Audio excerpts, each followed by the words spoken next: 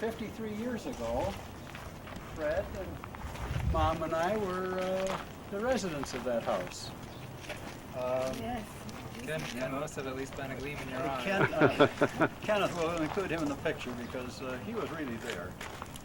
And right back there we had a little shed that we would keep our coal in, and we buy coal about 100 pounds at a time because I was always hoping I'd get discharged and I didn't want to leave all that coal behind.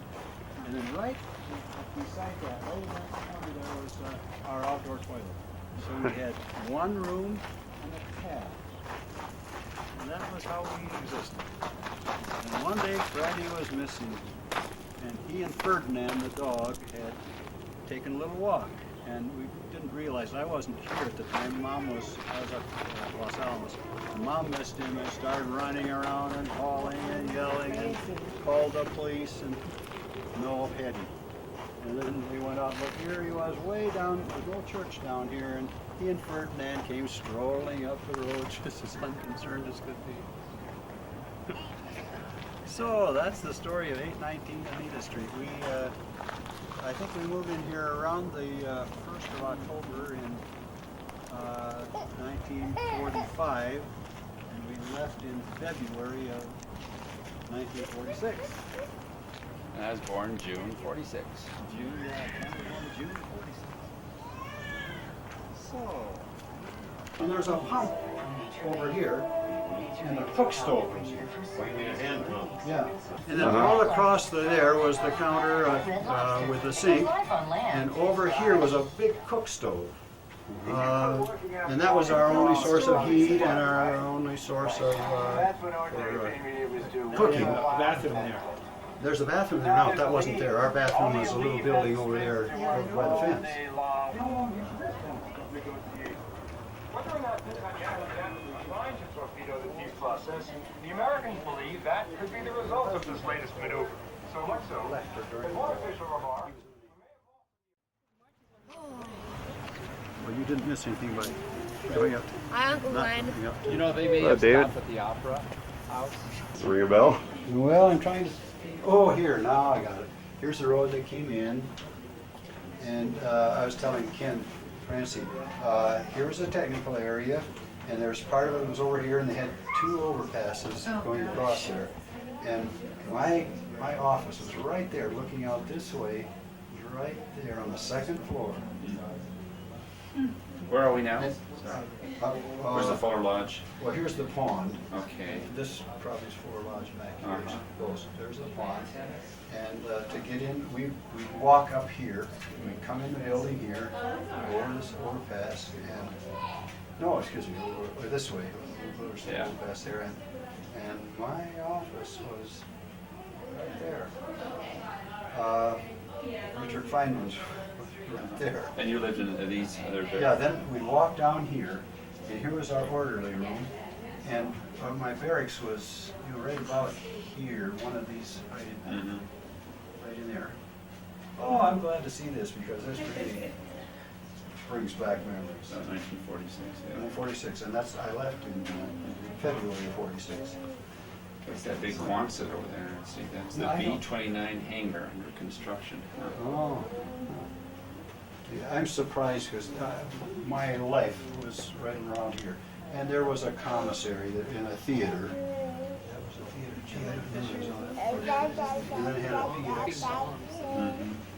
PX-24. Here is that technical area. See this overpass is there. And right there was To your right. No. Yeah, Office. to your right before you get to the museum store. Or when they were living in Albuquerque, I'd get down on the weekends. Santa Fe, I'd get down on the weekends. I'm gonna just spend the whole week up here. Spend a whole week up here. And I was just thinking, the bus would run between here and Santa Fe. But then from there, I had to get to Albuquerque by hitchhiking. I had to be back up here like Monday morning at 8 o'clock. Well, I had to get up in the middle of the night in Albuquerque and somehow or other get out to the edge of the city so I could start hitchhiking and get to Santa Fe in time to catch the bus. And as I remarked on the way up there, I never got court-martialed, so I must have made it every time.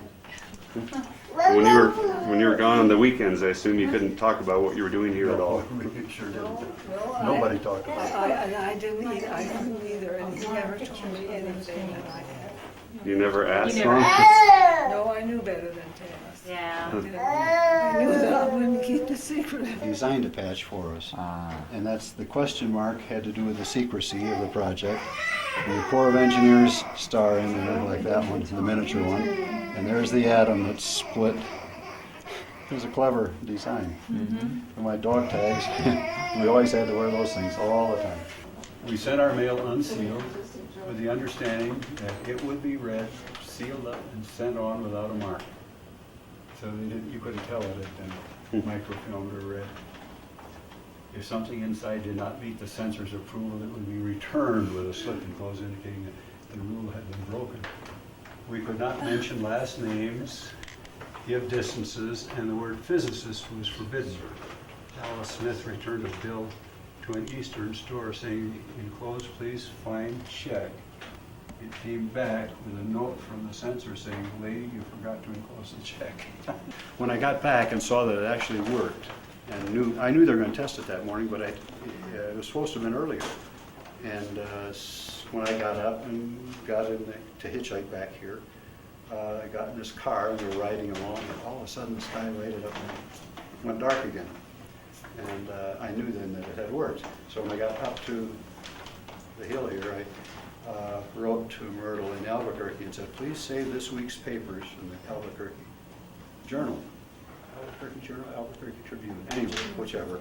And I didn't tell her why and which ones to save or anything, but I still had that Albuquerque paper on my souvenir. What did they say? The Well, paper? the engineers had prepared the story for release to the press, and it was that a considerable amount of pyrotechnics and high explosives accidentally were set off at Alamogordo. But fortunately, there was no loss of life. Well, it was a small bomb, but you know, you can't make a miniature atomic bomb. It has to be a certain amount. critical mass or it won't go. And so it was a good-sized bomb, and it did move. There was nothing around it for miles and miles. They had some test equipment, I think it was, I don't know, 6 miles away, and it burned up because they got it too close. They had no idea if it was going to work at all in the first place. They were so powerful it was going to be. So they had tested equipment strung out for quite a distance. I don't know how close the closest observers were, but they were in bunkers and they were told to face away from it. But in any case, it worked. So what did the guy you were hitchhiking the ride from say when the sky lit up? We wondered what happened. I remember the paper tells in the article in there, it says, telling about this tremendous explosion, that there was a blind girl going back to school, and I don't know if it was Sapporo or where she was, some distance away, and she was riding in a car and she says, "What was that?" Oh, boy. But someone standing at ground zero of that blast, they got a healthy amount of radiation, I wonder. Well, they went in with lead-lined tanks early on. And The tower, this tower that the bomb was on top Yeah. of, vaporized. Yeah. Nothing. And then this crater underneath is where I got the glazed sand and glass. It was something I shouldn't have done. yeah. I made this little lucite container for it. And Does lucite protect you from radiations? when I got back to Nebraska Wesleyan, I took to the physics department, and the Geiger counter went crazy when I got to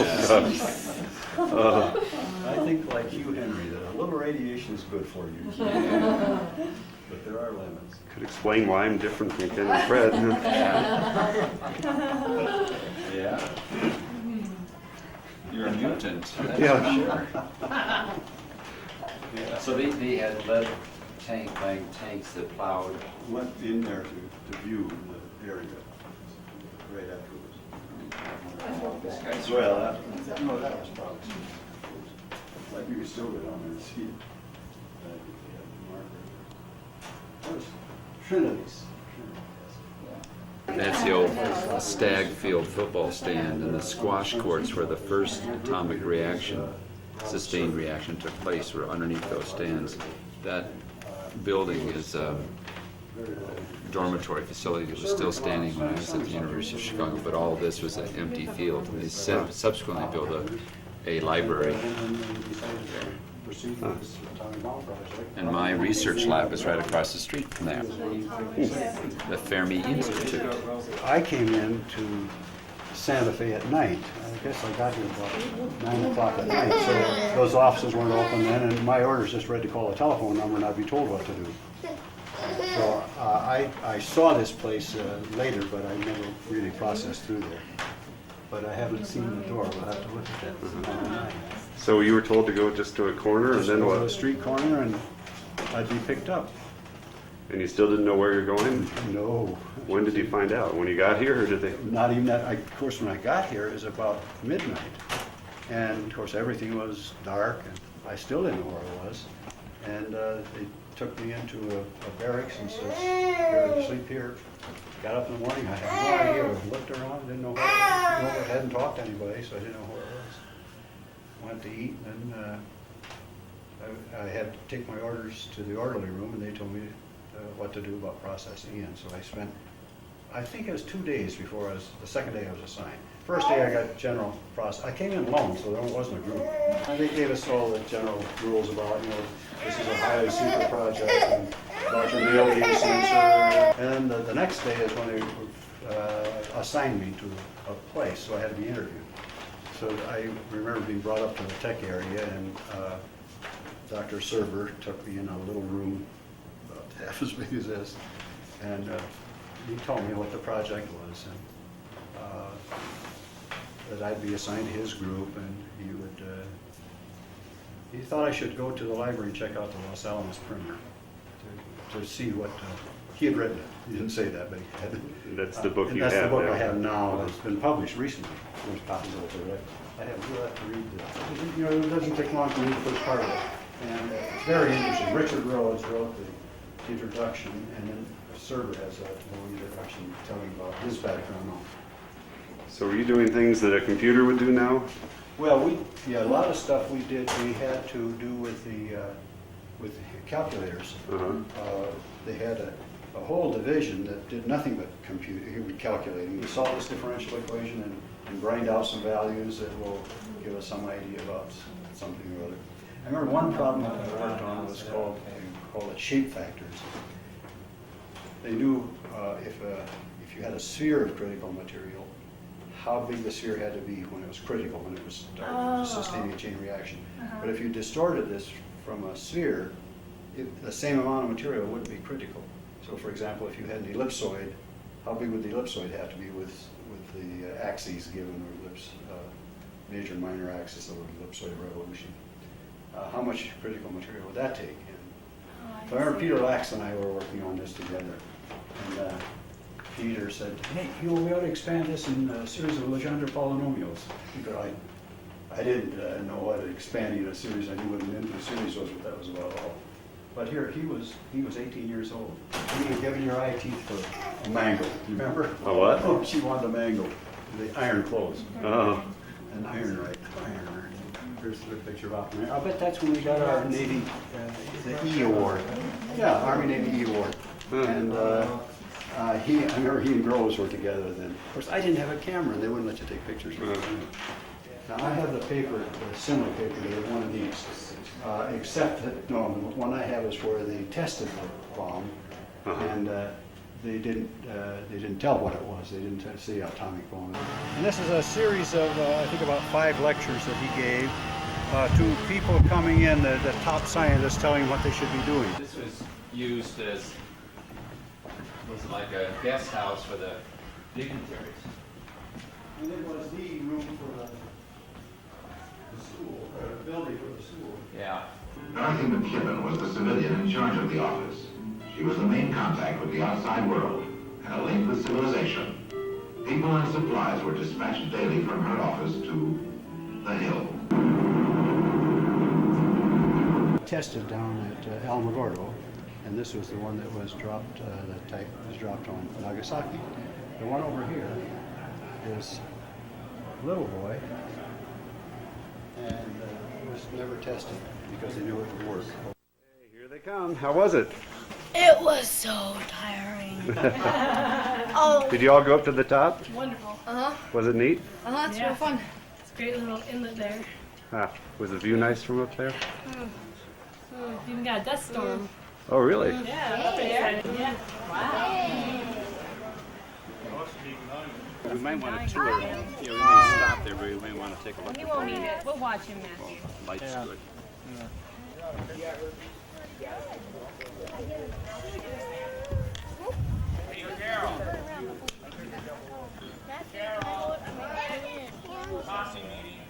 You gave it to me. You're so nice. Just reverse the way we did, up to Taos. Oh, up to top. Okay. I guess then. God, I think he's ready for you. Oh, okay. Oh, there's an airplane. This Woo! may be 501 here. I have your purse, Myrtle.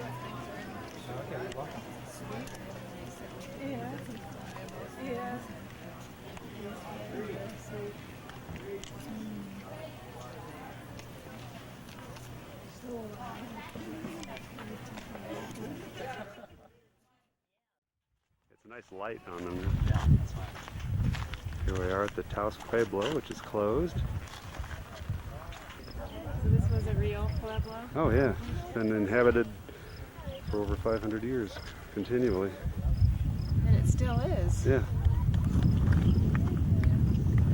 There's the one that we saw years ago and took a picture of. It turns out I've seen several pictures. Just like in our restaurant tonight, there was a picture of this.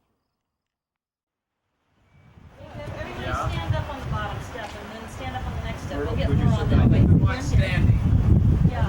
Stand, guys. Everybody, you're down a step. That'll get more on the rocker. What? They might need to stand. There's some more. Yeah. Oh, that's good stuff. Get it in your mouth before it all goes away.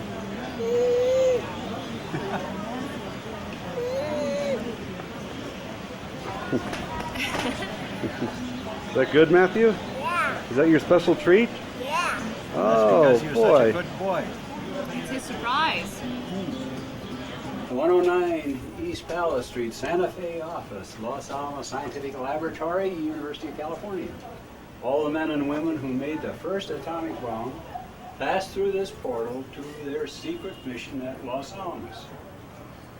Their creation in 27 months of the weapons that ended the World War II was one of the greatest scientific achievements of all time.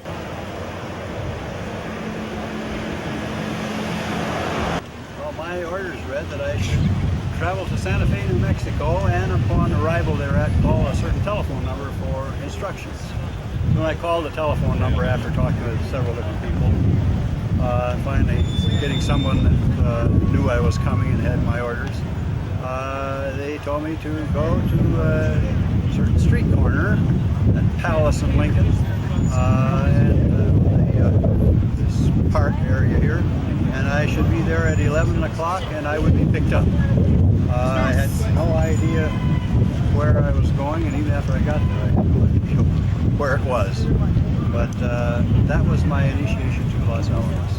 Fred and Mom came later, shortly after that, and they came to Albuquerque. We couldn't have our families closer than 100 miles to Los Alamos, so we stayed till the war was over.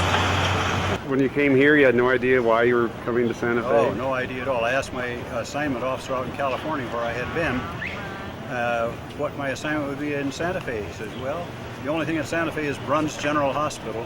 He says, I don't think you're going there. But he didn't have a clue where, because this didn't show us any of the Army installations. And when did, you couldn't tell Mom ever what was going on? I wasn't supposed to. Uh-huh. And of course, all our mail incoming and outgoing was censored. The first letter she wrote to me, she said, did you end up at Los Alamos? I hear the engineers have a super secret deal going on there. I could have died. Thought maybe they would hang me, but they didn't. How did she find out? Oh, there was an Indian lady, American Indian lady, who was at the USO with her husband often when we were there.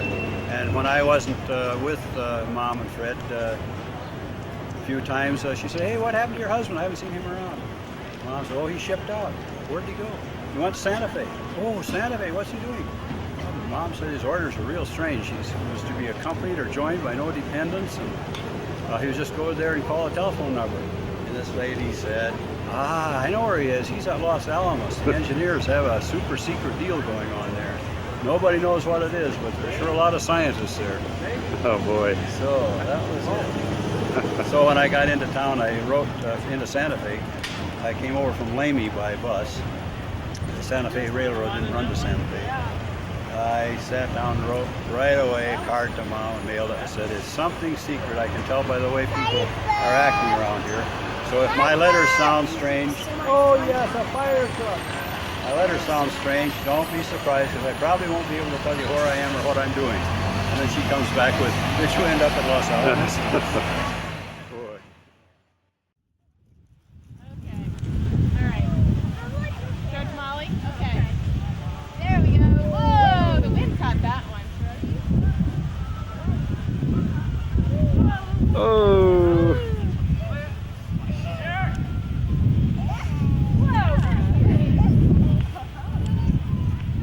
Let's see, it tells you here how to do it.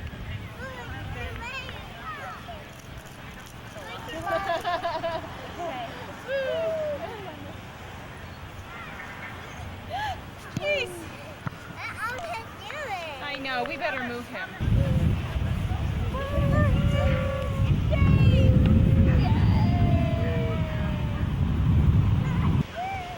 Good catch, Matthew.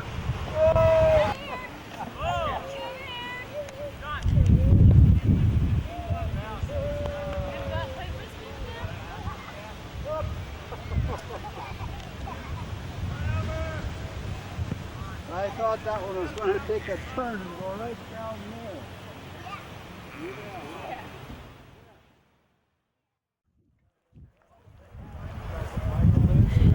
How did you all get here? Did you fly here? We drove. One, two, three. What happened? 1, 2, 3. Uh-oh. Hang on. Hi, Connie. Remember how I always bugged you? Yeah. I'll bug you again. I remember. Chasing me out of your basement. That one slipped my memory. You wait, he'll come out. Don't get too close and he'll come out.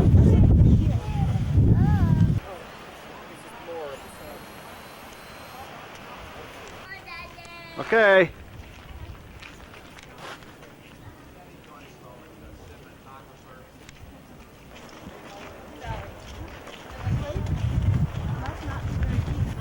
There. Okay, Dad's got See, we have to be very careful if he's looking at you. passes right there.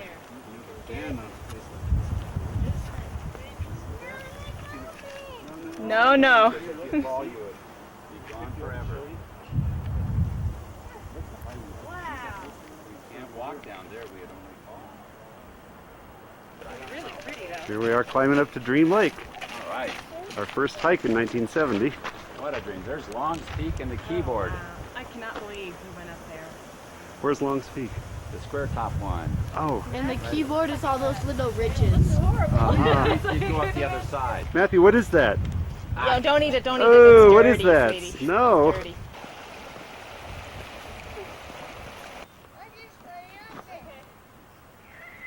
Whoa.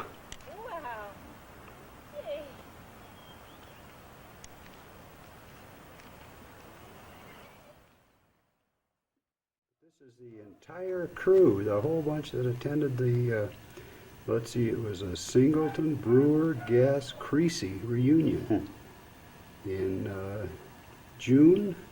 That was, what, 27, 26, 27, 28, something like that. Rocky Mountain National Park. Rocky Mountain Or National. YMCA of the Rockies. Matthew wasn't real excited about having his picture taken, so No. he thought the mountains were a better view. There's Bill Brewer, and there's Glenn Gass, and there's Jim Singleton. This is Suzanne, and this is Pat, who is now Trish. And there's Ken, and there's Gene, and Fred, and this is Alan, who used to be Gary, and this is Connie.